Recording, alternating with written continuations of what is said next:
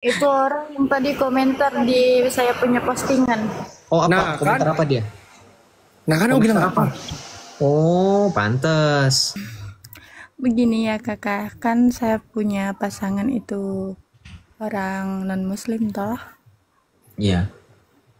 Terus saya mau bertanya, kan saya sebagai wanita hanya mengikuti alurnya dia saja toh. Nah, saya tidak berani bertanya sama dia kalau saya mau ngikut dia begitu toh. Oke.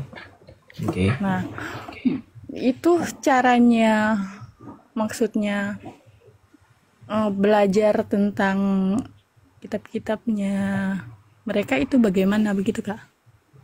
Oke, begini. Kakak harus gini ya, aku bukannya mau menghakimi atau mau menyalah-nyalahkan kakak sekarang punya pemikiran untuk belajar tentang Yesus ya. Coba di ini dulu. Kita aku kasih tahu dulu kakaknya supaya nanti ketika di tengah-tengah saya dan teman-teman menjelaskan, ini hanya pure kami ingin memberikan saran karena kakak di sini meminta saran dan teman-teman yang di bawah di kolom komentar juga tolong untuk supaya tertib. Jangan mudah menghakimi, jangan mudah untuk menyalah-nyalahkan orang gitu. Apapun keputusan terlepas dari apapun alasannya itu kita harus apresiasi dulu gitu. Walaupun dengarkan Kak Bunda ya. Sekali lagi berdasarkan tadi disclaimer saya tetap di sini menganggap Kak Bunda sebagai orang yang ingin benar-benar belajar. Walaupun nih pahitnya saya bilang jangan pernah menggunakan alasan atau motivasi yang cenderung bisa membuat Anda berputar kembali atau bahkan berhenti untuk mengenali Kristus. Paham gak maksudnya? Jadi jangan menggunakan alasan yang mudah. Nanti kedepannya akan berubah. Gitu. Contoh gini.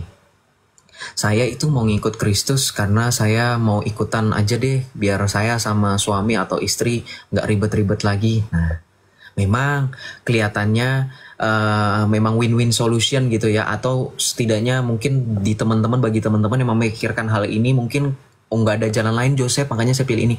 Tapi ingat ya, sekalipun memang katakanlah nggak ada alasan lain, tetap jangan pernah mengikuti Kristus hanya sesuatu hal yang bisa di tengah-tengah nanti berubah, membalikan keadaan gitu. Jadi tetap ya, gini, kalau ditanya gimana caranya, sekali lagi, gimana caranya sih? Ya perlahan-lahan kakak juga harus bisa yang namanya, sekali lagi, tidak melihat Kristus dari sudut pandang orang yang tidak mengenal Kristus sama sekali. Paham nggak maksud saya? Jadi jangan melihat, contoh, aku nggak mungkin menilai kakak dari orang yang nggak kenal kakak sama sekali. Saya harus kenalan sama kakak. Atau paling tidak, saya harus nanya sama orang yang dekat sama kakak. Entah keluarga, entah teman, entah sahabat. Sama seperti Anda mau mengenali Kristus. Kan tadi kan pertanyaannya kalau mau belajar dan mengenal Kristus. Kalau mau mengenal Kristus, kita harus belajar dengan orang yang mengenal Kristus, mengikutinya, dan tahu betul tentang siapa Kristus itu. Gimana caranya? Ya, memang orang pada kebanyakan akan menjawab baca Alkitab saja. Itu kan yang paling umum jawabannya. Baca Alkitab aja Kak. Nah, tapi kan kita nggak bisa menyamakan persepsi atau progres. Ada orang yang ketika membaca kitab tertentu, ketika dia sudah terbiasa membaca kitabnya yang dulu, itu adaptasinya sulit. Ini saya berbicara dari pengalaman pribadi teman-teman, paham kan ya?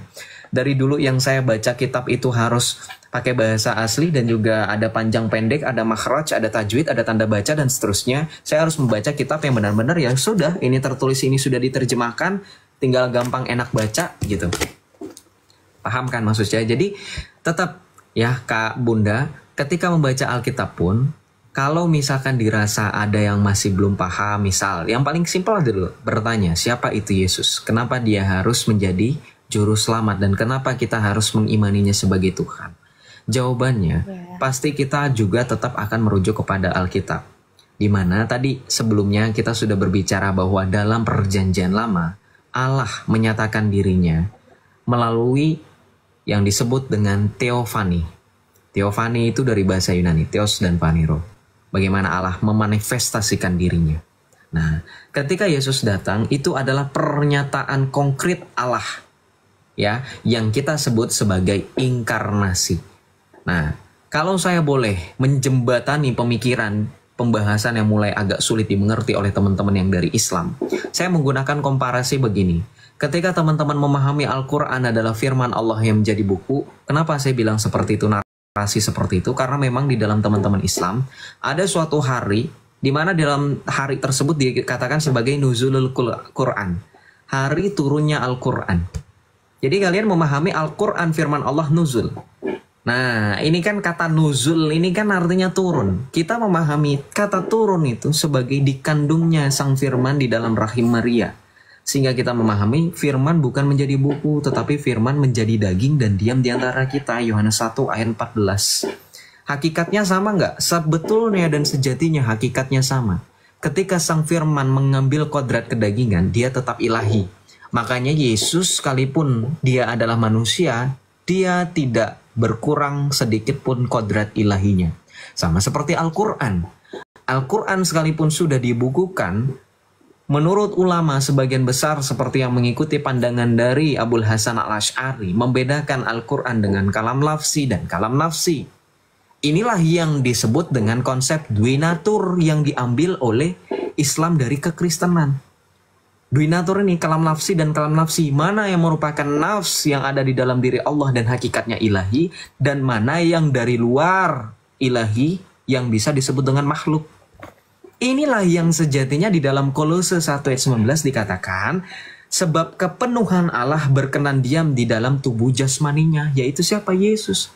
Makanya orang Kristen kebanyakan menyebut Yesus sebagai sepenuhnya Allah, sepenuhnya manusia.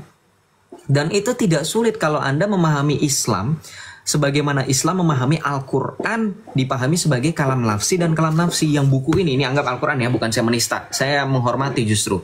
Karena di mereka kan kalau pegang Al-Quran harus ke dalam keadaan suci, harus keadaan wudhu. Ya, gue gak mau ribet basah-basah. Nih, anggap ini Al-Quran ini aja lah. Nih, gak mau ini Al-Quran. Ini Alkitab kok. Ini Al-Quran nih. Ya. Ini sejatinya kalam lafsi dan kalam nafsi. Ya. Kalam nafsi itu yang ada di dalam diri Allah. Kalam nafsi itu yang ada di dalam diri Allah, dan kalam nafsi itu yang berupa huruf, konsonan, suara yang bisa kita dengar. Itu yang disebut dengan makhluk. Jadi di Islam pun tetap ada dwinatur ternyata. Gitu. Nah, sekarang ketika membahas tentang Kristus, apa buktinya Yesus itu Tuhan? Kalau saya sudah menangkap bahwa sejatinya Yesus itu betul memang sepenuhnya Allah, sepenuhnya manusia, dan konsep itu tidaklah sulit ketika saya memahami bagaimana di dalam Islam diajarkan hakikat Al-Quran. Sekarang gimana Joseph jelaskan kepada saya apa alasan yang kuat membuktikan Yesus adalah Tuhan dan Allah. Sekarang, saya mau supaya Kak Bunda memahami begini. Ya, di dalam Islam kan memang selalu dikatakan Allah maha segalanya, Allah maha sesuatu, Allah di atas segala-galanya dan seterusnya. Tetapi kemudian mungkin ada kalimat tambahan sesuai dengan dalil nih. Saya bantu aja ayat Al-Qur'annya. Laisa kamitslihi syai'un wa huwas samiul basir. Di dalam Al-Qur'an Asy-Syura ayat 11. Di mana di situ tertulis bahwa tidak ada yang serupa dan setara dengan Allah. Gitu kan ya kata-katanya. Nah, tapi pertentangan yang timbul yang sebenarnya sudah ada dari zaman para ulama-ulama yang dan zaman dahulu, Kak Bunda, itu sudah menyatakan bahwa Allah itu tidak sebetul-betulnya terbatas sekali dengan manusia. Contoh, saya bisa tampilkan nih. Ya, bentar.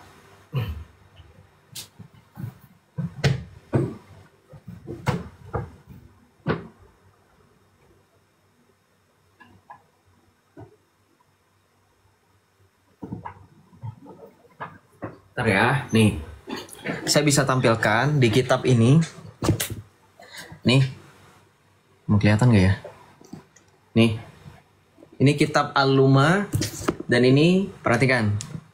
Ini kitab Al-Ibanah.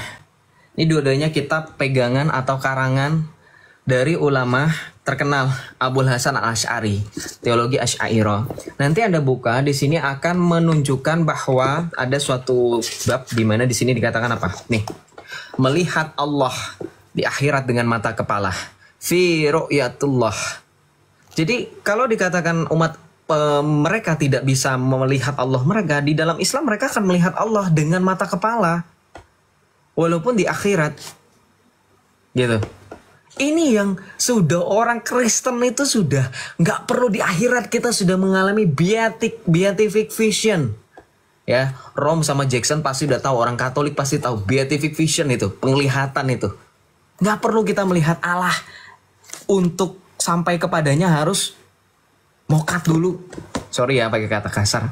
Nggak perlu isdet dulu. Orang Katolik sudah terbiasa dengan penglihatan beatific vision oleh para santo santa. Karena Allah kami memang bisa terlihat. Dan Allah kami benar-benar nyata wujudnya. Sehingga kita tidak perlu lagi menunggu dia di kemudian hari.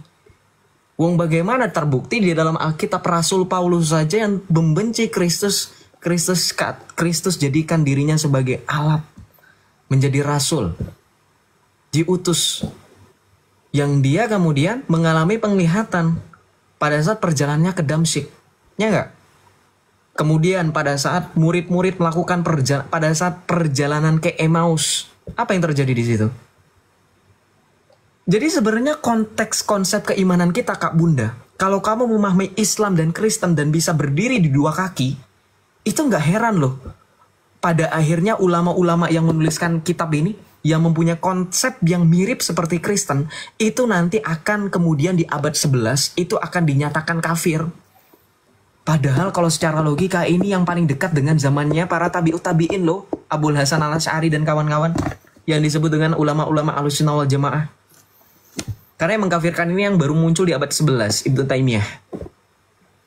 Makanya saya bilang kalau Anda benar-benar Islam sejati, kalian harusnya menjadi orang Kristen, terutama Katolik. Kenapa saya bilang harus spesifik Katolik? Karena gereja mula-mula adalah gereja Katolik. Apakah Protestan dan Ortodoks salah? Tidak. Gitu. Mereka adalah saudara terpisah. Kalau saudara berarti apa? Ya masih punya pola pikir yang sama, dididiknya sama, ya kan? Cuman dalam cara bagaimana dia berperilakunya aja berbeda. Tapi intinya sama. Begitu. Nah, sekarang balik lagi memahami bagaimana iman tadi ya. Bagaimana pernyataan Allah yang ternyata kita punya jembatan yang bisa menjembatani antara pemahaman Kristenan memahami Tuhan dan Islam memahami Tuhan. Dan kita bertemu di tengah-tengah bahwa keduanya sama-sama disebut melihat Allah. Yang disebut dengan beatific vision atau dalam Islam disebut fi ru'yatullah. Melihat Allah. Walaupun tadi konteks Islam itu melihatnya di akhirat. Nah ini yang kakak harus tahu. Kekristenan adalah iman yang benar-benar imannya itu justru menjadi pionir, kalau dibilang pionir. Sementara Islam selalu mengikuti di belakang.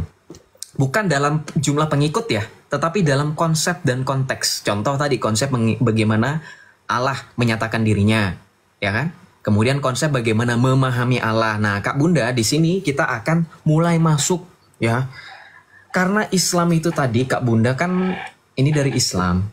Kayak contoh kemarin itu sempat di bulan September itu ada tanggal merah, ya kan? Merayakan Maulid Nabi, ya nggak Kak Bunda? Merayakan Maulid Nabi nggak Kak Bunda? Enggak, tapi tahu kan Maulid Nabi, tahu kan? Iya, tahu. Nah, dalam konsep Maulid Nabi ada yang disebut dengan Mahalul Qiyam.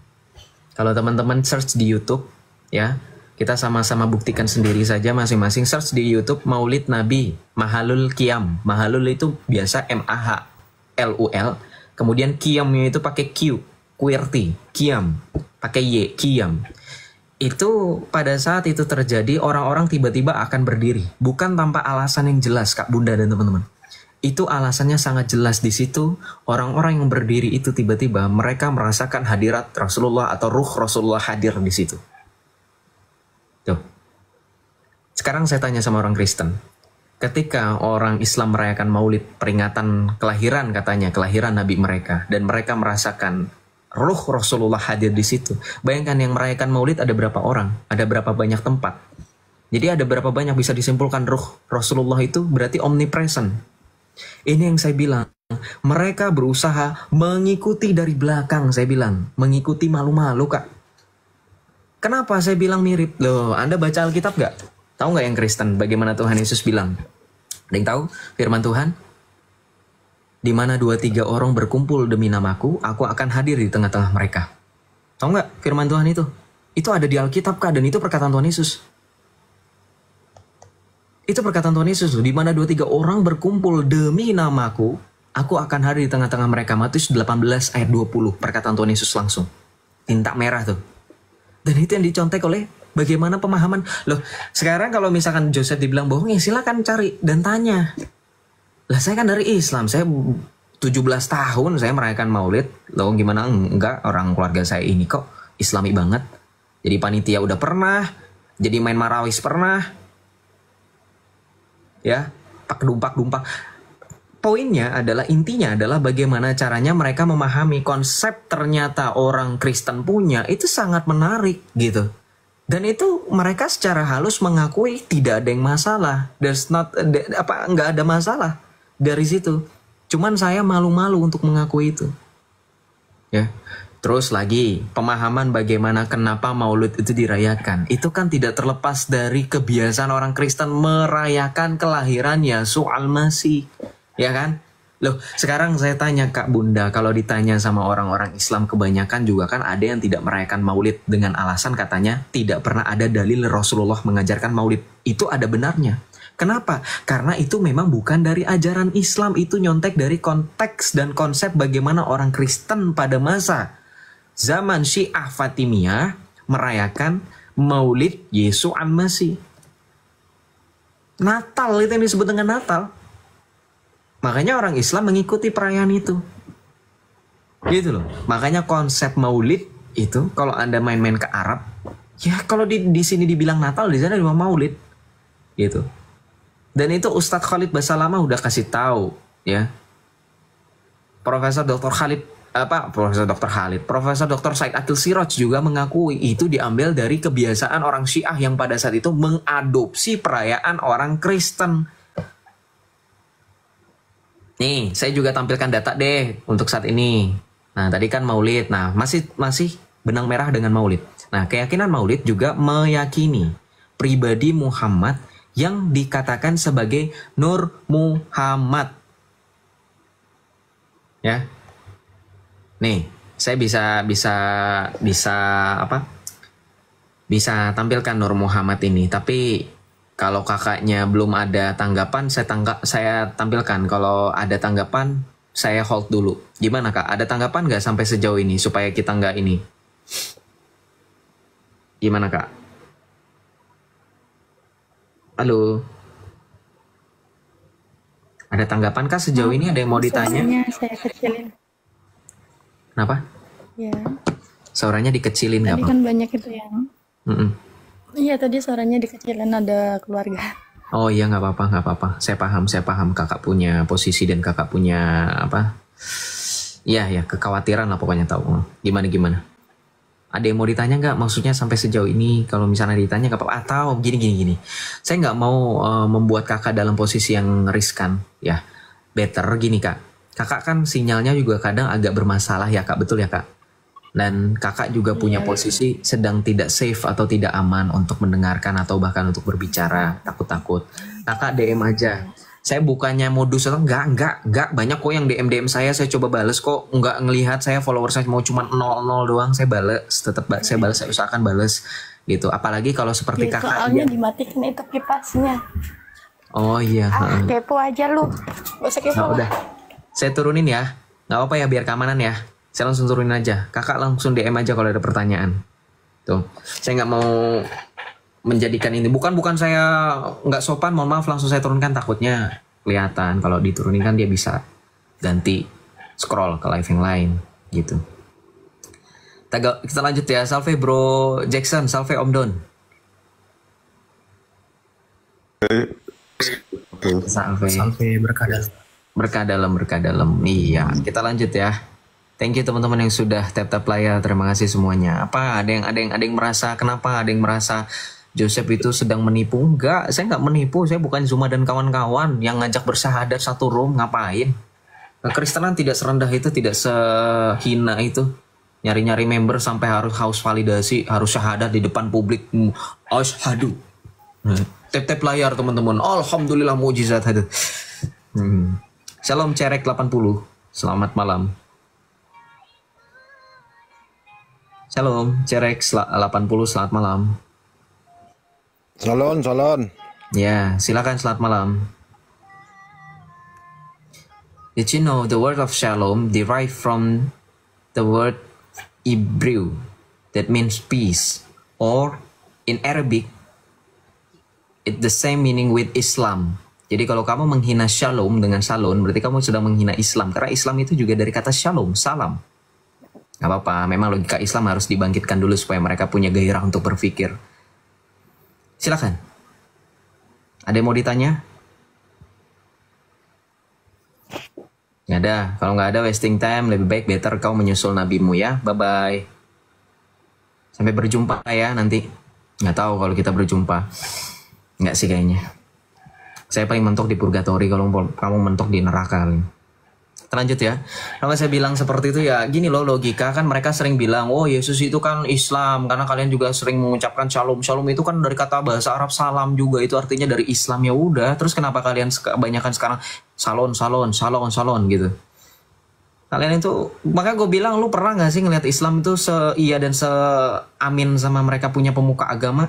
Ntar si Kainama bilang ini, ntar pengikutnya lain, ntar si Kainama sama si Kodonditan ngomong apa lain sendiri, beda-beda sendiri. Makanya gue bingung, ngapain nyuruh gue nontonin dia orang berdua aja, otaknya belum satu, pikirannya belum sama, padahal bahasnya sama. Sama Pak Menahem Ali juga sama, lain-lain. Nggak usah ngomongin soal bagaimana gue mau diskusi sama mereka, lu suruh mereka samain aja pola pikirnya. Kan sama aja saya ngomong sama orang yang ini. Ya, kita lanjut. Oh, Kak Bunda masih mau naik, Kak Bunda? Nggak apa-apa nih, aman nih. Aku naik kan kalau aman. Kalau misalkan masih takut ada yang keponakan atau sepupu atau apalagi anak atau siapapun adik gitu ya. Saya nggak tahu maksudnya, bukan maksudnya nggak sopan. Lebih baik jangan dulu naik. Bukan aku nggak mau naikin kakak. Paham ya teman-teman juga ya. Maksudnya yang di bawah pasti yang nonton paham lah. Daripada juga nggak efektif dan efisien, kakak DM aja nggak apa-apa.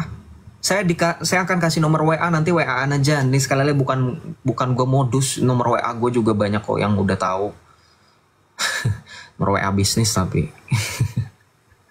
Ya kita lanjut. Ya untuk tanya jawab kok, bukan untuk tujuan apa-apa. Supaya bisa teman-teman ada yang mau sharing-sharing, ada yang mau bertanya-tanya, ada yang mau masih penasaran atau apa ya silahkan, feel free. Tapi ya nggak disalahgunakan lah intinya. Gitu ya, gitu ya teman-teman ya.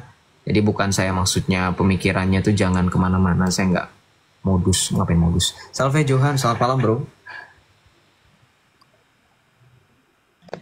Salve.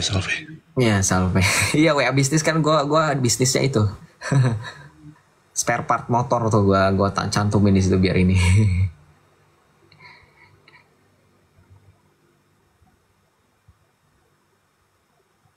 Bukannya Islam itu kepanjangan 5 waktu sholat, Joseph. Sumpah itu gue ketawa banget kalau ada yang bilang itu Islam, I-nya Isa, S-nya subuh, L-nya lohor, A-nya asar, M-nya maghrib. Sumpah itu ketawa banget. Tahu-tahu lah, suka-suka lu padalah, inovatif lah. Mau bilang Islam dari kepanjangan itu silahkan lah. Gue gak ngelarang, yang punya istilah lu. Naikin, udah aku naikkan sinyalnya tuh kan. Iya sinyalnya dia. Sinyalnya kak. Yuk tap layar teman-teman, terima kasih, Tuhan berkati. Ya gimana kak? Malam kakak Josem. Malam kak, aman ya kak, tapi saya nggak mau ini takutnya kakaknya juga. Saya cuma mau ngomong sedikit, itu sudah saya DM ya kakak, soalnya cuma 3 pesan yang bisa terkirim gitu. Oh oke, bentar. Ya maaf, aku nggak bisa buka DM kan kalau lagi. Bentar. Aku buka ya. Ya udah kakak izin turun ya. Oh iya. Terima kasih juga, Tuhan berkati selalu, semangat, bye bye. Bentar, gue baca dulu ya. Bentar guys, gue baca dulu apa DM-nya. Bentar ya kak, aku baca dulu. Boleh aku ini ngomong bentar nggak ini? Oh ya, silakan bro, silakan. Buat kakaknya tadi itu sebenarnya saya mau kasih saran yang mungkin mirip sama Joseph ya. Sebenarnya kenapa tadi Joseph menekankan kembali ya. Jangan pakai alasan karena ikut suami atau apa itu. Soalnya banyak ya yang cuma ikut-ikutan dan sebenarnya tidak pernah mendalami Kristen bagaimana. Akhirnya karena punya kepahitan, seumpama amit-amit karena tidak jadi atau apa, akhirnya punya sakit hati. Lebih baik mendalami terlebih dahulu agama sebelumnya, kemudian baru belajar mengenai Kristen, terutama agama Katolik, gereja Katolik. Nanti di situ baru terbuka Itu aja. Ya. Ya, Kak Bunda, Kak Marza, nanti aku kasih nomor WA abis ini ya. Atau sekarang aja. Ini si Haikal aja mau nelfon gue aja, gue hold guys. Jadi ada beberapa teman-teman dari Islam memang ada yang mau nanya-nanya, ada yang telepon itu suka gue hold. Nih si Celo aja pakai izin coba moderator saya ini, kocaknya emang anak-anak muda. Selamat malam Bang Joseph, izin saya tidak bisa, saya telat masuk live-nya karena saya ada belajar ulangan. Gue bilang buset lu formal amat, mau telat mau nggak datang juga terserah. Lucu ya teman-teman ini. Terlanjut ya. Sorry. Jadi ngoceh sendiri nggak apa-apa. Self healing saya teman-teman. Ya kalau gue nggak ngoceh-ngoceh kayak gini, gue stres ngadepin kalau ada orang-orang seperti si Ray dan Yusuf PI gitu kan. Nah. Kalau ditanya kenapa masuk Katolik karena ikut suami, itu bakal ditolak. Iya, oke, betul itu. Nah nanti jadi gitu ya, kalau ditanya motivasi, kalau cuman karena ngikutin itu pasti udah. Karena gini, sekali lagi mengikuti keimanan tertentu itu harus dari hati. Karena iman itu pertama timbul dari hati supaya bisa yakin gitu. Iman adalah dasar dari segala sesuatu. Ibrani 10 ayat 1. Ibrani 11 sorry. Shalom Bas, selamat malam. Selamat malam brother, shalom. Shalom, silakan Pak Bas, ada yang mau ditanya atau disampaikan, silakan. Oke. Ada beberapa hal sih sebetulnya yang mau saya tanya, tapi mungkin satu hal dulu deh, takutnya kepanjangan. Begini, saya masih agak bingung nih, perbedaan Isa Al-Masih dan Yesus itu, apakah mereka memang dua pribadi yang berbeda, atau satu pribadi tapi kasusnya yang dibedakan, atau kasus yang berbeda gitu loh, Bang. Silakan, Bang. Oke, gini ya. Saya paling suka dengan analogi gini. Let's say misalkan kita bisa setuju misalkan kalau misalkan mereka tetap ngotot dan mereka maksa misalkan ya. Oh, Yesus itu Isa yang nggak mau tahu, mau dijelasin pakai data apa. Oke, gini. Saya pakai analogi gini. Bentar aku mute dulu bapaknya supaya kita bisa lebih fokus. Ini saya pakai analogi gini. Oke, katakan kita pergi ke Gramedia atau toko buku manapun ya, misal. Terus kita lihat ada buku-buku Bung Karno misalkan, buku biografi tentang Bung Karno dari mulai dia lahir sampai dia wafat misal. Terus kita lihat nama penulisnya dan kita lihat oh ini kayaknya nama family, misalkan Bung Karno ada nama family misalkan ya, ini kayaknya familynya dia, ini keluarganya deh. Coba kita lihat misalkan, kita lihat penulisnya ya kan, biasanya kalau Anda beli buku itu kan di bagian belakang banget itu kan ada tentang penulis gitu kan, atau di bagian depan kadang ya, pokoknya di buku-buku itu kadang suka ada tentang penulis. Ternyata oh ya benar ini keluarganya. Nah kemudian di section yang masih sama tentang history, Anda lihat buku biografi Bung Karno lain yang ditulis oleh buku penulis yang lain. Anda bingung, nih yang satu yang nulis keluarga, yang satu bukan keluarga, tapi sama-sama Bung Karno. Covernya bilang covernya itu sama, pakai mukanya sama gitu kan di gambarnya. Coba lihat dalamnya. Nah pas Anda baca dalamnya, secara logika, dari yang penulis ini adalah keluarga dekat, satu keluarga, satu darah, ya, beda tahun lahir, ya, cuman selisih 10 atau 20 tahun, tapi masih dekat dengan keluarga dekatnya Soekarno karena masih dalam satu fame itu. Sementara di buku yang satu itu, orang yang cuman ngelihat-lihat dari, misal, media-media yang pada saat itu menceritakan tentang siapa itu Bung Karno. Dia hanya menuliskan ulang, hanya menambahkan ulang, hanya mewawancarai sumber-sumber yang oke lah kalau dibilang hidup di zamannya Bung Karno, tapi tetap tidak ada garis keturunan atau bukan keluarga dekat. Kira-kira lebih konkret, lebih valid, lebih lengkap, lebih reliable cerita yang mana? Walaupun sama-sama Bung Karno. Saya akan lebih nerima yang keluarganya asli keturunan. Walaupun sama-sama Bung Karno. Nah itu tadi. Ini pakai skenario yang kalau at the end, si Islam ini nggak mau nerima jawaban dari kita. Sekalipun kita udah kasih tahu nih bedanya Yesus dengan Isa. Ini Yesus begini, ini Isa begini. Ini si Isa ini begini, ini Yesus Kristus Tuhan kami begini. Gitu. Tapi perhatikan, ada poin yang bikin kita itu akan tergelitik ketika kita mengikuti pola pikir mereka dan kita mengiyakan Yesus adalah Isa. Apa, tahu nggak? Tahu nggak Pak teman-teman? Sekarang saya tanya sama teman-teman yang Islam, jujur kalian. Isa kalian itu disalibkan dan wafat nggak? Jawab jujur. Enggak kan? Nah, lu masih ngotot Yesus itu Isa ya, nggak apa-apa. Berarti Yesus yang telah wafat di kayu salib dan telah bangkit dari antara orang mati, berarti itu Ishak kamu. Ya selamat, bukan kami yang merasa sakit. Justru Tuhanmu yang merasa sakit karena Tuhanmu mengatakan apa? Sesungguhnya di dalam surah Ali Imran ayat 55, Isa tidak disalibkan, ya, diangkat langsung.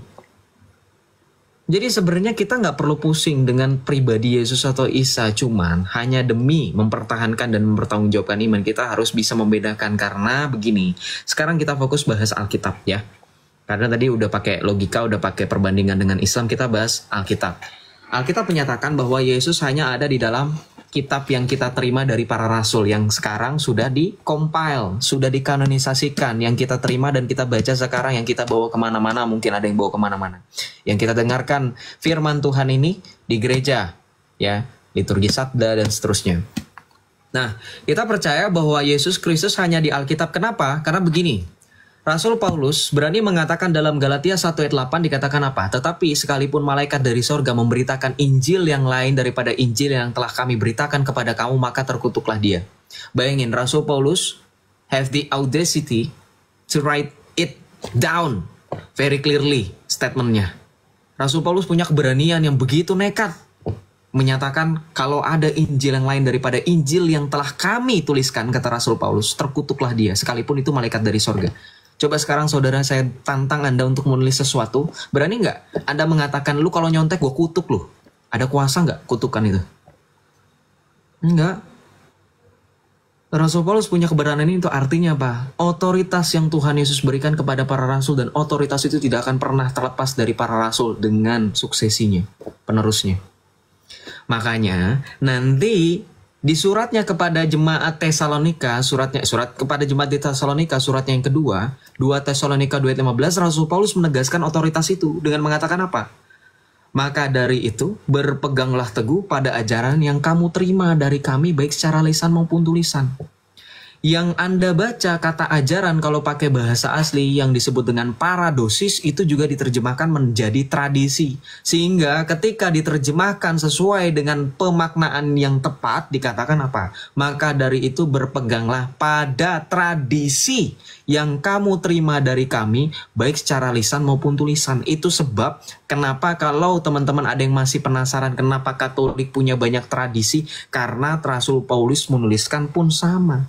Tradisi dari kami baik secara lisan maupun tulisan. Nggak percaya silakan buktikan sendiri bahasa aslinya paradosis itu apa artinya, terjemahannya lebih mendekati tradisi ya. Dan ingat gini, untuk berbicara mengenai konteks Yesus Kristus, kita pun sudah dikasih tahu selain oleh Rasul Paulus juga diberitahukan oleh Rasul Yohanes.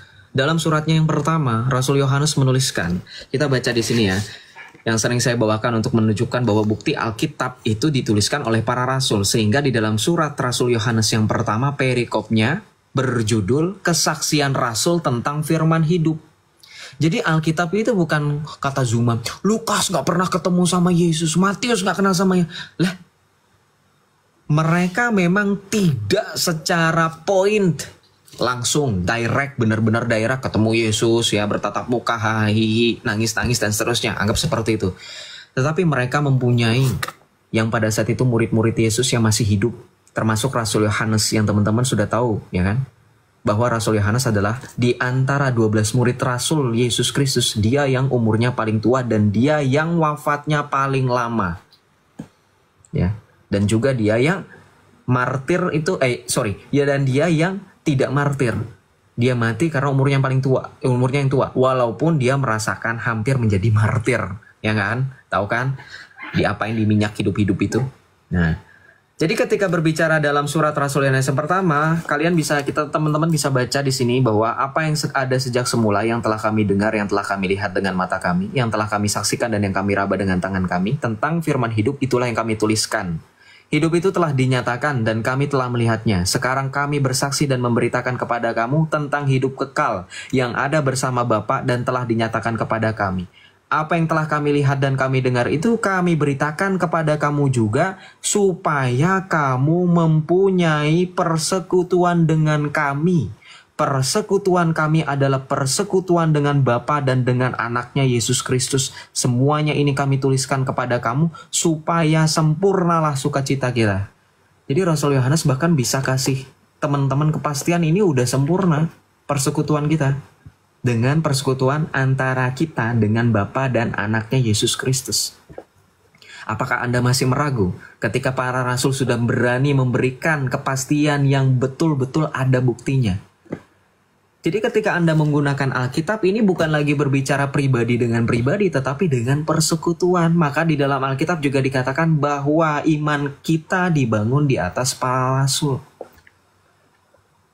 Makanya orang Kristen itu nggak bisa terlepas dari tradisi. Anda mau menyalah-nyalakan, misal ya, saya hanya berbicara dari dengar-dengar saja. Orang-orang cuap-cuap. Oh, Katolik itu banyak tradisi. Kamu tahu nggak sih, Alkitab ini bagian dari tradisi. Alkitab ini bukan suatu hal yang gedebuk jatuh lu terima gitu aja. Kita ini iman yang mewariskan ketika Anda percaya dengan Kristus. Kamu juga sedang mengimani suatu tradisi loh. Ya nggak?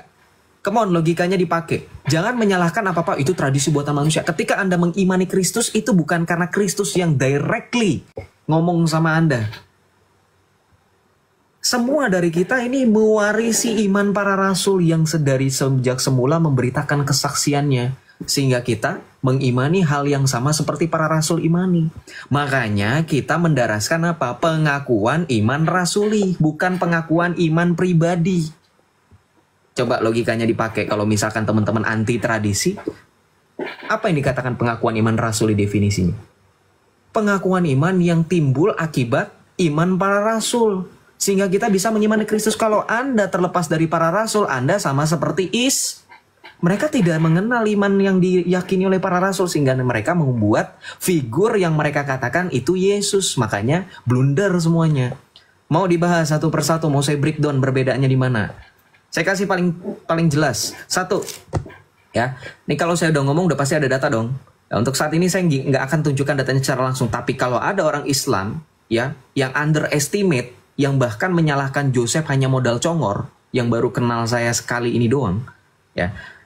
Dengerin. Satu, saya bisa breakdown. Yang pertama, kalau Anda mau melihat breakdown satu persatu perbedaan antara Yesus dan Isa, Anda bisa membedakan dari bagaimana proses pengkabaran antara yang mengandung pribadi masing-masing. Kita mengenal yang mengandung Yesus, Tuhan Yesus adalah Bunda Maria. Oh, ini ada yang bilang congor doang, putra Pasundan saya naikkan. Oh, nggak bisa dinaikin, private ya. Scorpio Boy, coba bentar gue naikin. Ini yang komen-komen Joseph Kibul gini-gini, gue bakal notice. Jadi jangan pikir lo bisa ngumpet di keteknya Nabi, lo aja nggak bisa.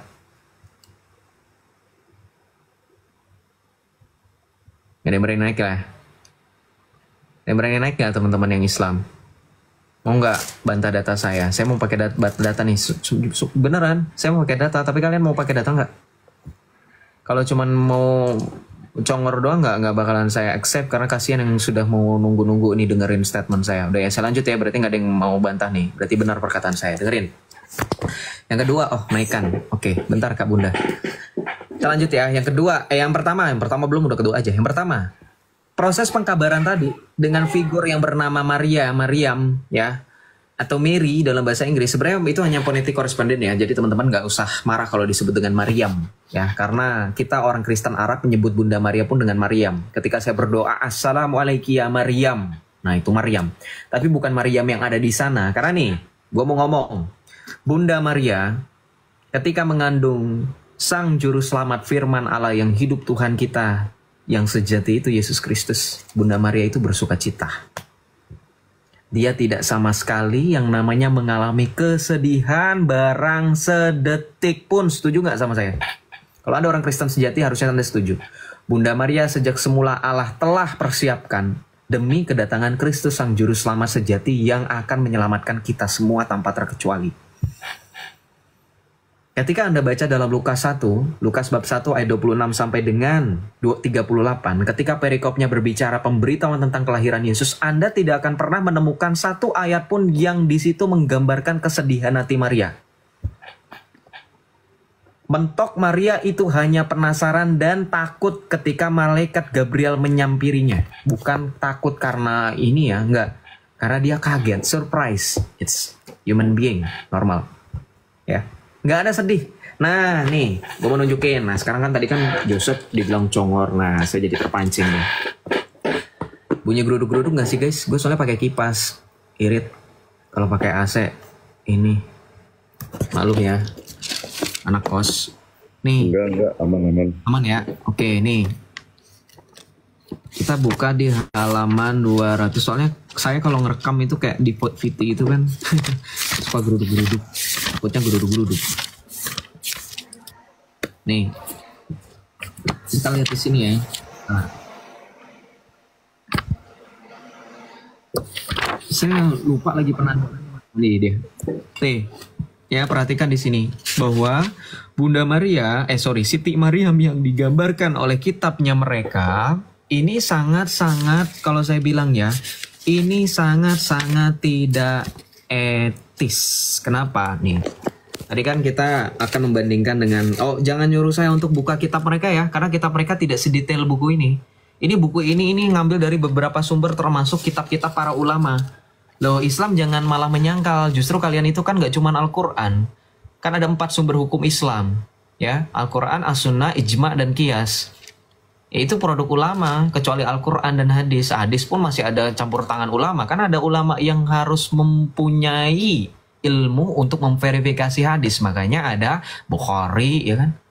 Selain Al-Quran ya itu campur tangan ulama. Bahkan Al-Quran pun kalau misalnya dibilang campur tangan ulama, ya campur tangan lah ketika siapa yang mengcompile Al-Quran itu, menyeragamkan ragam bacaannya, hafs dan wars dan apapun itu, ya. Tapi ya saya baik hati lah selain Al-Quran lah, supaya kalian senang sedikit Al-Quran itu firman Allah, ya, tanpa ada satu tangan pun yang menyentuh. Oke, kita bahas fokus yang ini aja. Perhatikan. Tentang tadi narasi saya poin pertama bahwa saya coba berusaha untuk catat di sini ya. Aduh, pakai pensil lagi nggak apa-apa lah.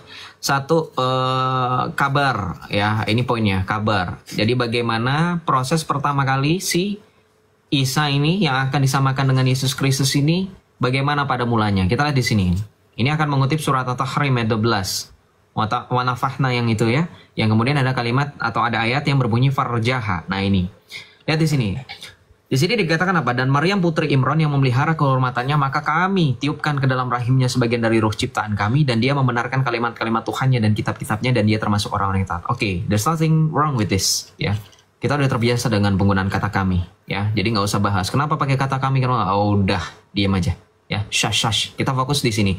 Bagaimana ternyata kata kami di sini nggak hanya merujuk ke bagaimanaan Allah mereka untuk menyatakan ketauhidannya. Tetapi di sini nanti akan kalian temukan narasinya bahwa ternyata yang meniupkan ini bukanlah Allah, tapi ini Jibril. Maka ini akan menjadikan tanda tanya besar bahwa ketika di Al-Quran menggunakan kata kami, berarti nggak cuma Allah. Bisa jadi itu malaikat, bisa jadi siapa. Karena di sini kata kami di sini, ketika dikenarasikan kami tiupkan, ini bukan Allah yang meniup, tetapi malaikat Jibril. Ya, di mana? Oke, mari kita lihat di sini. Oke, di sini lihat di sini. Mereka menegaskan bahwa malaikat Jibril telah meniupkan ruh pada pembuka pakaiannya. Nih, jadi kalau Anda mau menyamakan, sekali lagi orang Kristen atau bahkan orang Islam yang mau berani menyamakan kesucian Bunda Maria Theotokos dengan Siti Maryam yang ada di Al-Quran, Anda pikir-pikir lagi coba. Ini Jibril meniupkan ruh pada pembuka pakaian. Penasaran nggak caranya gimana? Oke, dibahas di sini sebenarnya. Nih, gimana caranya? Nih. Maksudnya, memegangi lubang pembuka pakaiannya dan meniupkan ruh padanya. Tiupan itu pun menyusup pada tubuh Maryam lalu memasuki rahimnya. That's how it's work. Itu cara kerjanya kayak gitu. Jadi dipegangin dulu lubang pembuka pakaian, kemudian ditiupkan ruhnya. Kira-kira ini termasuk tindakan yang kalau kita sekarang bilang itu sexual harassment nggak? Kira-kira? Karena kan di sini kalau teman-teman mau membreakdown ini nanti penjelasannya bahwa malaikat Jibril ini akan tampil dalam bentuk manusia yang sempurna. Correct me if I'm wrong. Ini nanti ada suatu penjelasan yang lebih detail lagi bahwa malaikat Jibril pada saat menampakkan diri kepada Siti Maryam itu menjadi laki-laki yang sempurna, manusia. Bukan malaikat yang ada sayapnya yang seperti gambaran teman-teman itu divisualisasikan di pikiran, enggak. Jadi kalau misalkan si Maryam itu punya pola pikir yang lebih cerdas, ini akan masuk ke dalam tindakan sexual harassment loh. Benar nggak?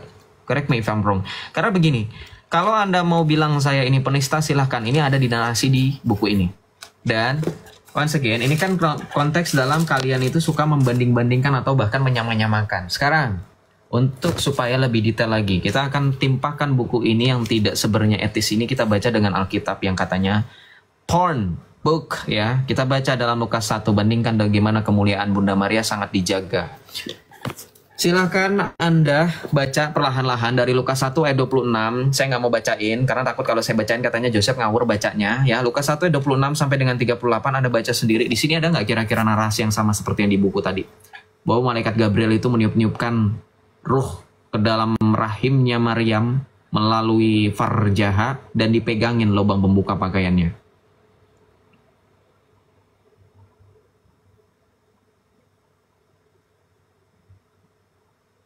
Nggak ada. Silakan kalau misalkan ini di SS saja, nggak ada. Ya. Sudah selesai malaikat Gabriel ini, kalau Anda perhatikan bagaimana ketika sebelumnya malaikat Gabriel bertemu dengan Zakaria ya, ayah dari Yohanes Pembaptis. Ini malaikat Gabriel ini justru ya membuat Zakaria ini menjadi bisu. Tetapi ketika bertemu Maria, malaikat Gabriel ini mengucapkan suatu salam yang bikin Maria itu merasa terenyuh dan bingung. Karena malaikat Gabriel menyampaikan apa? Salam hai engkau yang dikaruniai Tuhan menyertai engkau. Ada nggak kira-kira Gabriel menyampaikan salam seperti itu? Nggak ada, langsung dipegangi. Ada nggak kira-kira malaikat Gabriel menyampaikan Hail Mary full of grace, atau dalam bahasa Yunaninya salam hai engkau yang dikaruniai, ini adalah kekaritomene in the Greek word di bahasa Yunaninya. Teman-teman kalau mau cross check, saya sarankan buka website Bible Hub. Anda buka Luke chapter 1 verse 28 ya, ketika malaikat Gabriel menyampaikan salam ini yang dikatakan dikaruniai, Anda buka Greek word-nya. Ini Greek word-nya ini bentuk past perfect dalam tenses. Past perfect itu artinya apa? Past perfect itu yang sudah sedari mula dan sampai dengan detik ini. Jadi Maria itu penuh rahmat sudah sedari mula dan sampai dengan detik ini. Coba bayangkan, begitu mulianya Maria yang telah Allah siapkan sejak semula. Nih, favored with grace itu artinya past perfect nih. Saya bantu besarkan layarnya Rom buat teman-teman semuanya nih. Kekaritomene. Eipen kaira kekaritomene. Kekaritomene ini in the Greek word, kalau kita bahasa Inggris kan, ini bentuk tenses past perfect. Dan ini bentuk penghormatan yang paling luar biasa yang pernah ada di dalam Alkitab kepada manusia loh ya. Karena Daud nggak pernah, Salomo nggak pernah, Musa nggak pernah, Zakaria nggak pernah, Yohanes Pembaptis nggak pernah, Maria yang diberi salam seperti itu oleh malaikat Allah. Sehingga ketika Anda bandingkan dengan sosok yang ini bukan bagaikan langit dan bumi lagi. Mohon maaf. Ya, ini sudah kerak bumi ini, jauh banget. Kenapa saya bisa ngomong seperti itu? Oke, mari kita lanjutkan. Tadi kan saya bilang di sini tidak ada gambaran yang membuat seolah-olah pribadi yang ada di sini itu terkena sexual harassment. Karena di sini hanya terjadi proses pengkabaran. Selebihnya, kalau Anda mau bertanya bagaimana akhirnya janin itu ada di dalam rahim Maria, kita percaya dengan kuasa Roh Kudus akan menaungi engkau. Sudah. Dan tidak ada tafsiran bapak-bapak gereja sedari mula sampai dengan detik ini yang menafsirkan sesuai dengan seperti ini. Nggak ada. Ditiupkan ruhnya, terus Roh Kudus itu masuk. Nggak ada ya. Nggak ada kan? Nggak ada. Saya sampai dengan detik ini baca tafsir dari bapak-bapak gereja itu nggak ada yang mengajarkan yang seperti ini. Nggak ada. Cuman ini doang. Cuman dari Islam aja. Kemudian, bagaimana kemudian setelah janin itu ada di dalam rahim Maria? Saya tanya sama teman-teman Islam, berapa lama wanita normal mengandung? Saya tanya sama teman-teman yang sudah menjadi ibu. Saya tanya sama teman-teman yang sekarang sudah dewasa dan pernah belajar biologi. Berapa lama wanita normal mengandung? Rata-rata. Berapa lama? 9 bulan. 9 bulan. Sekarang saya tanya, di dalam Alkitab apakah ada tertulis tegas berapa lama Yesus dikandung? Tidak ada memang. Tetapi kita bisa baca di sini, pada Lukas 1 ayat 39 di sini bahwa beberapa hari kemudian berangkatlah Maria dan bergegas menuju sebuah kota di pegunungan Yehuda. Lalu ia masuk ke rumah Zakaria dan memberi salam kepada Elisabet. Ketika Elisabet mendengar salam Maria, melonjaklah anak yang di dalam rahimnya dan Elisabet pun penuh dengan Roh Kudus. Lalu berseru dengan suara nyaring, "Diberkatilah engkau di antara semua perempuan dan diberkatilah buah rahimmu. Siapakah aku ini sampai ibu Tuhanku datang mengunjungi aku, sebab pada saat salammu sampai di telingaku, anak yang di dalam rahimku melonjak kegirangan. Berbahagialah ia yang percaya bahwa apa yang telah dikatakan kepadanya dari Tuhan akan terlaksana." Ya. Ketika Maria mengandung Yesus, ini Anda akan bisa menemukan bahwa Maria mengandung Yesus secara normal, perfectly normal. Ya, there's not something wrong with the maternity or something else. Ya, nggak ada masalah dengan kehamilan Maria, normal, 9 bulan. Ya, karena dia menginap di rumah Elisabet itu sampai 3 bulan ke depan dan seterusnya. Dan kemudian ketika Anda bandingkan dengan bagaimana di dalam buku ini dikatakan bahwa ternyata, mau tahu berapa lama Ishak dikandung, teman-teman? Ada yang jawab 4 tahun, ada yang jawab 4 bulan, ada yang jawab 5 bulan. Enggak. It's just a couple hours. Nih, cuman beberapa jam saja. Nih, baca di sini. Dr. Salahuddin Al-Khalidi cenderung mendukung, aduh kok ngeblur ya? Oke, cenderung mendukung pendapat bahwa yang disampaikan Abdullah bin Abbas. Abdullah bin Abbas ini kamu nggak usah worry. Ini bukan orang yang nggak kompeten. Ini justru sahabatnya Rasulullah, sahabatnya Nabi kamu. Abdullah bin Abbas mengatakan bahwa kehamilan Maryam dengan Isa Al-Masih tidak lebih dari beberapa jam. This is incredibly amazing, superb, saya bilang. Apakah Anda mau mengatakan juru selamat kita hanya dikandung berapa jam saja? Ini nggak mungkin terjadi. Kenapa? Karena dalil dalam Alkitab nanti bertentangan bagaimana Yesus kemanusiaannya itu sama seperti kita semua. Kecuali dalam hal keberdosaan. Ibrani 2 ayat 14 paling jelas menjelaskan bagaimana kemanusiaan dan kedagingan Yesus itu menjadi sama dengan kita semua. Nih, Ibrani 2 ayat 14. Karena anak-anak itu adalah anak-anak dari darah dan daging, ia juga menjadi sama dengan mereka dan turut mengalami keadaan mereka, supaya melalui kematiannya ia memusnahkan dia yang, yaitu iblis yang berkuasa atas maut. Ya. Makanya Ibrani 2 ayat 14 dan 17 ini menegaskan itulah sebabnya dalam segala hal ia harus disamakan dengan saudara-saudaranya. Jadi kelahiran dan kehamilan Bunda Maria ketika mengandung Yesus Kristus pun sama seperti kita manusia normal, 9 bulan 10 hari atau rata-rata 9 bulan lamanya dikandung. Ini aja udah aneh kok dari sini. Dari mulai pengkabaran, dari mulai proses kelahiran dikandung ini udah aneh loh. Ini udah ada yang harus dipertanyakan, dari mana samanya kalau ini aja udah beda awalnya. Mau lebih lanjut yang lebih sakit hati dan lebih nyelekit kalau Anda mau menyamakan pribadinya. Nih, saya tunjukkan. Mereka kalau bilang sama kalian akan bilang apa? Oh, kami ada kok di dalam Al-Quran, surah itu surah Maryam. Oh ya, saya selalu bilang bacakan dari awal sampai akhir. Itu tentang cerita apa?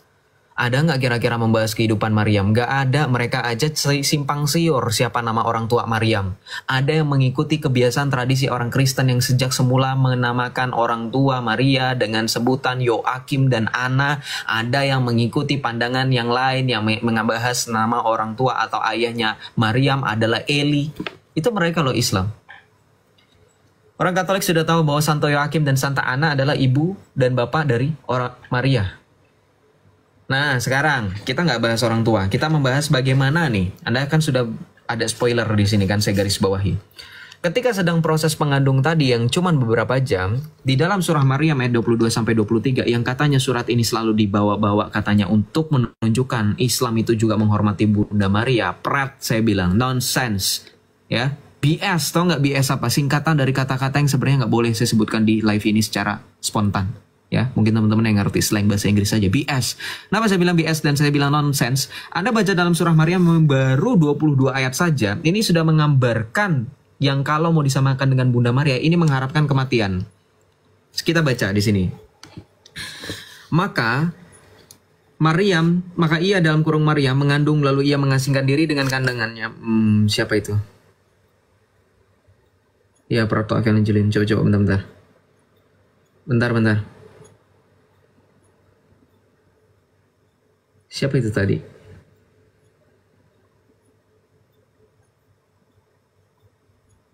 Oh, Sendogi naik kalau mau hujat. Dia request nggak Sendogi? Kalau Sendogi di bawah mau request, saya jangan jadi jihadis typing, kasihan teman-teman Islam aja punya nyali. Maka katanya yang mengikuti kekristenan rasuliah yang punya episkopos nggak mau. Naik aja ya, jangan kebanyakan typing ini di room saya. Kita diskusi biar kamu dipermalukan. Saya lanjut ya. Ketika di sini dikatakan Maria mengandung lalu ia mengasingkan diri dengan kandungannya itu ke tempat yang jauh, kemudian rasa sakit akan melahirkannya memaksanya bersandar pada pangkal pohon kurma. Ia Maryam berkata, "Wahai, betapa baiknya aku mati sebelum ini dan aku menjadi seorang yang tidak diperhatikan dan dilupakan." Ini bentuk penghinaan Maria. Kenapa Maria digambarkan depresi? Ngarepin mati, kematian ini depresi loh. Ini baby blues loh. Mohon maaf ya teman-teman ya, mohon maaf ibu-ibu, emak-emak. Bunda Maria nggak merasakan ini. Loh iya, kenapa saya bisa bilang seperti itu? Loh, Anda baca aja Alkitab apa yang dikatakan oleh Maria ketika dia mengandung Yesus Kristus firman Allah menjadi manusia itu. Tidak sama sekali depresi, tidak sama sekali mengalami yang namanya merasa tidak diperhatikan dan dilupakan dan seterusnya. Enggak, justru Maria mengatakan apa? Dalam Lukas 1 ayat 46, Maria di sini ngapain? Memuji. Dia bersukacita. Jiwanya memuliakan Tuhan, hatinya bergembira. Karena apa? Karena Maria mengatakan Allah telah memperhatikan kerendahan hambanya. Bahkan Maria mengatakan mulai dari sekarang segala keturunan akan menyebut aku berbahagia. Beata me omnes dicent generationes. Nggak ada depresi seperti ini. Jadi Anda orang Kristen mau terhibur dengan omongan manis bualan dari mereka yang mengatakan surah Maryam adalah menghormati Bunda Maria. Sedangkan tertulis dalam ayat yang baru 20 ayat ini. Mengatakan Maria mengharapkan kematian dan orang yang tidak diperhatikan dan dilupakan. Sedangkan Anda tadi baca sendiri, di sini bahkan Bunda Maria mengatakan sebaliknya, ia diperhatikan. Nggak sama sekali dilupakan. Dari mana ini dilupakan? Jadi apakah ini figur yang sama? Enggak. Of course, totally different loh.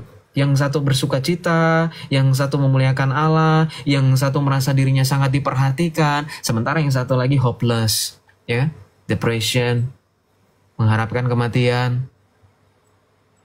Jadi di mana? Itu yang harus menjadi pertanyaan. Iya, halo. Iya, gimana? Mohon maaf ya, memotong ya. Oh, nggak apa-apa. Kenapa tuh? Ada apa? Tolong dong bagi yang nonton live, tolong dong. Saya tadi cuma bertanya sama kakak Josephnya ya. Tolong jangan dihujat di komentar yang saya post itu, tolong. Jangan spam begitu. Oh, emang Usah dipikirin. Bunda itu enggak tuh soalnya itu kakak banyak kali yang spam katanya. Jangan kehasut sama asutan setan, dia bilang begitu. Oh. Hasutan setan itu tidak akan membuatmu berpikir. Hasutan setan itu lebih membuat kamu itu merasa sedius. Tahu nggak sedius itu apa? Sedius itu merasa terbius. Itu hasutan setan Islam. Yang dinamakan hasutan setan. Setan itu tidak membuatmu berpikir. Setan itu membuatmu terhanyut, tidak perlu memikir, kamu cukup diam, iyain aja. Ayo dong, bagaimana Islam mengajarkan demonologi kan seperti itu. Masa lebih Islam saya daripada kamu? Dan kita sepakat untuk poin ini karena memang cara kerja kalian dengan cara kerja demon seperti itu. Makanya saya tahu gitu ya. Demon atau iblis itu lebih ke menseduce, ya, bukan membuat kita berpikir. Ya, setan itu nggak mungkin. Ayo dong mikir. Kalau kamu mikir, ketika kamu mengandalkan Tuhan dan Allah, kalau kamu percaya dengan Tuhanmu yang mampu menyelamatkanmu itu, nggak usah saya. Kamu mau naik aja pasti nggak bakalan bisa, kan gitu. Kalau saya dibilang iblis, ya udahlah. Tapi nggak perlu diperpanjang ya. Itu hanya omongan orang yang takut sebenarnya. Yang nggak punya daya upaya apa-apa untuk membantah kebenaran yang sedang kita bahas di sini. Gitu. Jadi sampai poin yang tadi ya, buat Kak Bunda, buat Om Bas juga, buat teman-teman semua yang nonton dari tadi di sini tentang penjelasan yang saya narasikan dengan data yang ada di tampilan layar, baik dari buku Isa yang ditulis oleh Profesor Dr. Muhammad As-Salabi, seorang pakar sejarah Islam Timur Tengah, dan juga dengan Alkitab, yaitu kitab kita yang berisi kesaksian tentang Yesus Kristus, karya penyelamatannya yang sejak semula Allah telah persiapkan. Itu yang saya jelaskan sejelas-jelasnya, tanpa saya tambahi, tanpa saya kurangi. Makanya saya tampilkan supaya kita bisa semua membaca dan menilai apakah narasi saya sesuai dengan data yang saya tampilkan atau tidak. Itulah makanya gunanya kalau mau ngajakin orang debat, pakai data, tampilin di kamera. Dengerin, mau Islam, mau yang ngakunya Kristen tapi kelakuannya kayak Islam, ya. Kenapa disuruh on cam? Itu supaya seperti itu. Sepakat gak sama saya? Ketika Anda tampilkan data lewat on cam, Anda memudahkan audiens supaya nggak bolak-balik keluar aplikasi TikTok, cari di Google. Sudah ada di layar, tinggal lihat. Ya. Jadi harus efisien, harus efektif. Gitu, Om Bas dan teman-teman semua. Yuk. Jadi bisa nggak kalau kita ambil kesimpulan bahwa Isa itu cuma tokoh fiktif gitu loh yang ada di kitab sana? Sebenarnya kalau dibilang tokoh fiktif juga kita juga masih bingung ya antara tokoh real, tokoh fiktif. Kalau tokoh fiktif pun dikatakan tokoh fiktif, sebenarnya ada kemungkinan manusia yang ingin digambarkan sebagai Isa, tapi karena mereka terlalu bagaimana gitu kan mendengarkan cerita-cerita orang-orang yang pada saat itu belum pernah atau bahkan belum full mengenal tentang Yesus Kristus sehingga mereka campur-campur. Makanya kalau kita bilang ini mereka fiktif pun enggak, karena memang ada paling tidak 1-2 kesamaan. Tapi itu tidak menjadikan poin-poin itu menjadi dasar bagi kita untuk menyamakan. Karena begini, poin pentingnya adalah ketika kita mempelajari iman kita, termasuk mempelajari bagian-bagian tentang sejarah-sejarah gereja, membaca hasil-hasil konsili-konsili yang telah gereja lakukan sedari mula sebelum adanya Islam, kita bisa mengenal loh. Contoh begini, saya kasih tahu bentar Om Bas, aku mute dulu ya. Anda baca oleh tulisannya Santo Irenaeus dari Lyon, dengerin. Santo Irenaeus dari Lyon menuliskan surat ya, against heresies, artinya melawan ajaran-ajaran sesat. Dengerin. Against heresies by Saint Irenaeus of Lyon. Nanti buka di chapter yang ketiga atau chapter 4 saya lupa. Itu nanti chapter 12-an ke atas deh, lupa. Itu membahas tentang sekte Ebionit. Sekte Ebionit ini adalah sekte yang, saya kasih contoh, yang tidak percaya dengan Rasul Paulus. Nih, gue kasih tahu. Jadi kalau lu berhadapan dengan Islam, Paulus itu bukan Rasul, Paulus itu nulis surat itu cuman karangan sendiri. Itu sekte Ebionit yang sudah dikutuk oleh gereja. Ini bahasan konsumsi orang Kristen yang harusnya bare minimum, gitu.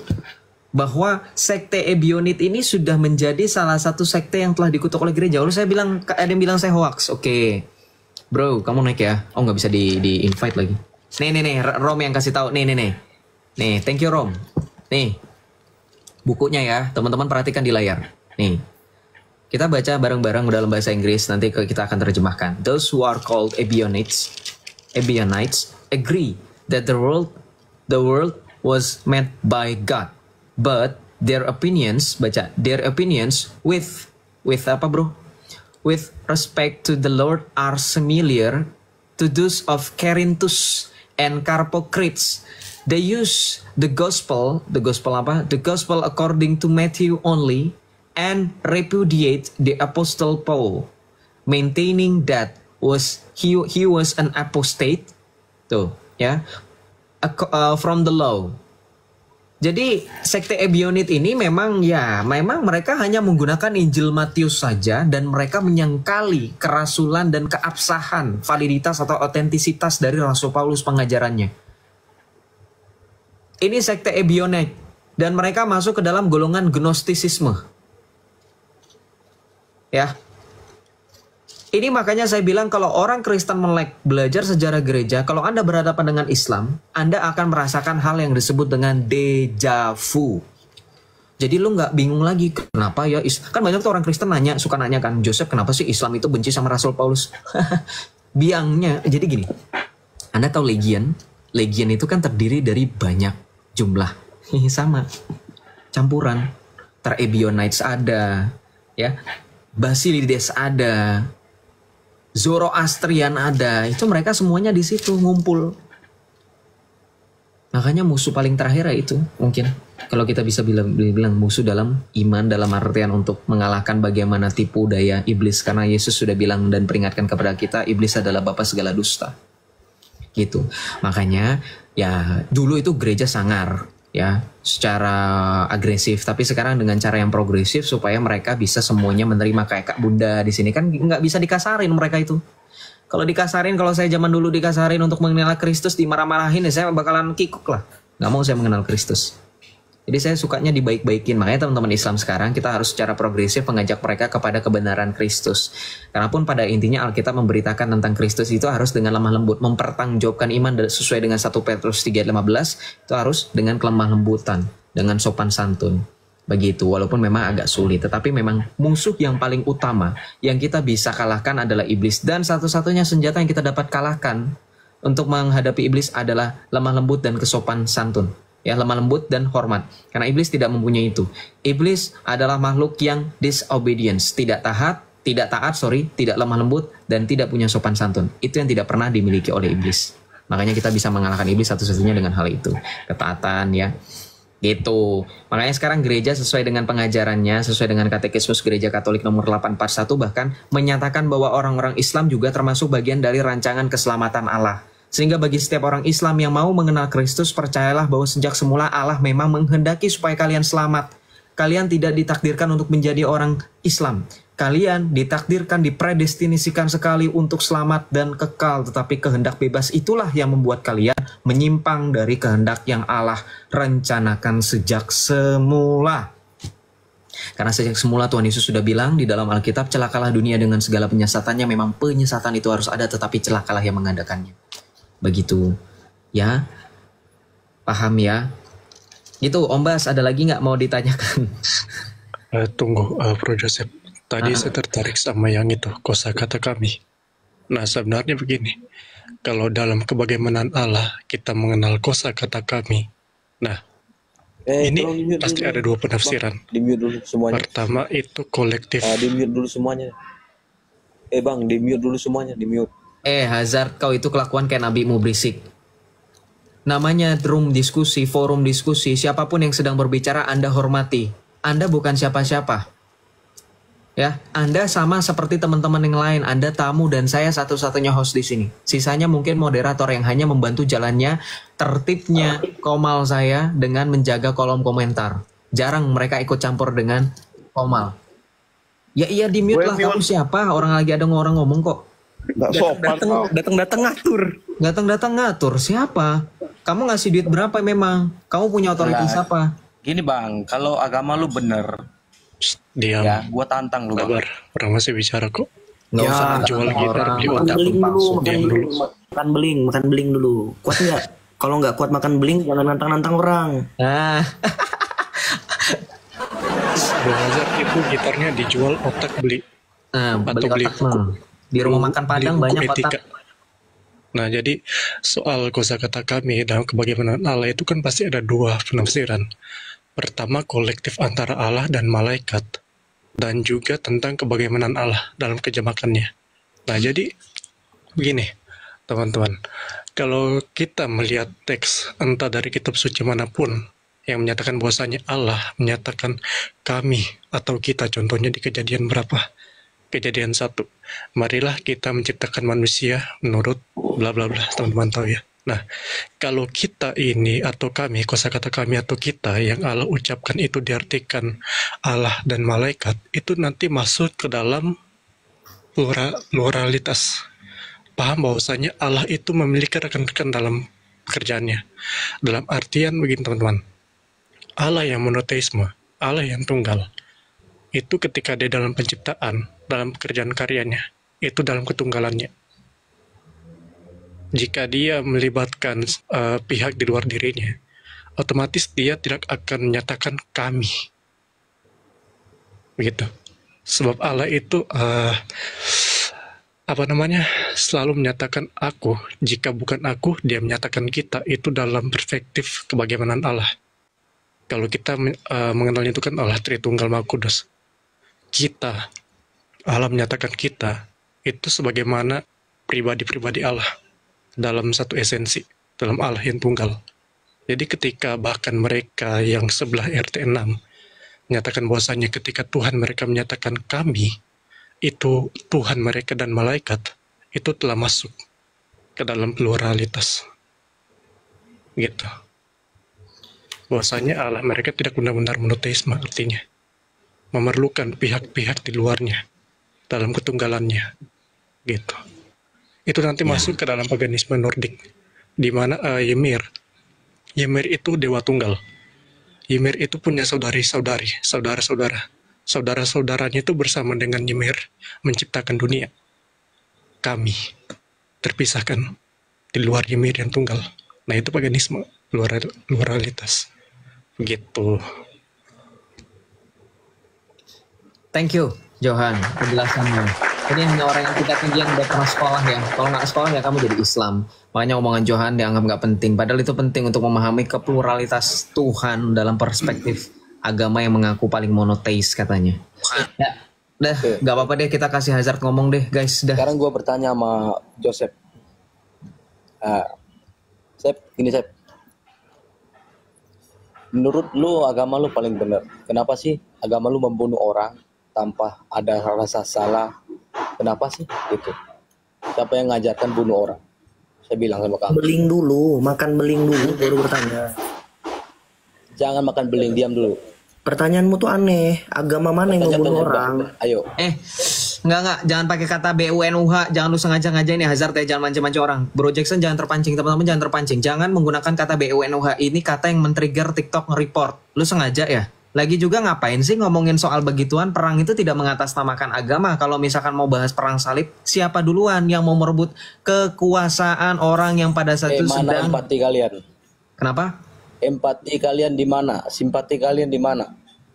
Empati, simpati kalian di mana? Turun lu ngamen aja sono. Nggak jelas ah. Lu turunin.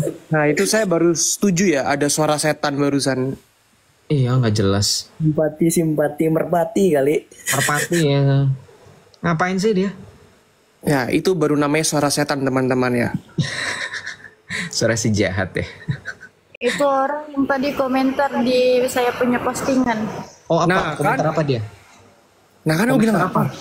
Oh pantes. Islam stop ya. Gini, kalau lo nggak suka dengan gua bantah. Jangan pakai report gitu dengan cara-cara yang kotor gitu, jelek. Gimana Om Bas? Ada lagi nggak Om yang mau ditanyakan? Maaf. Masih ada sih, cuman kayaknya mungkin next time lah. Tapi yang pasti thank you banget untuk pencerahannya. Yap. Tapi itu juga berlaku juga dong ya buat nabi-nabi lain yang di kitab mereka ada di kitab kita gitu, kayak itu nggak ada di nabi-nabi mereka dengan kita itu berbeda pokoknya intinya. Pokoknya beda lah Om Bas. Iya, artinya itu semua inilah ya sama lah kisahnya sama antara Isa dan Yesus tadi lah gitu kira-kira ya. Iya. Oke. Yuk. Oke, itu aja dulu. Thank you banget. Semangat. Juga. Siap. Tuhan memberkati. Tuhan berkati juga Om Bas. Shalom.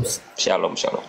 Oke, kita ke Kak Bunda. Gini, teman-teman, Kak Bunda itu nitip pesan di DM sama saya. Tadi kan sempat Kak Bunda itu bilang, aku menyebutnya Kak Marisa, jangan Kak Bunda. Bunda itu kan sebutan, Kaknya juga sebutan. Kalau Kak Bunda kayaknya ini banget, banyak banget jabatan ininya.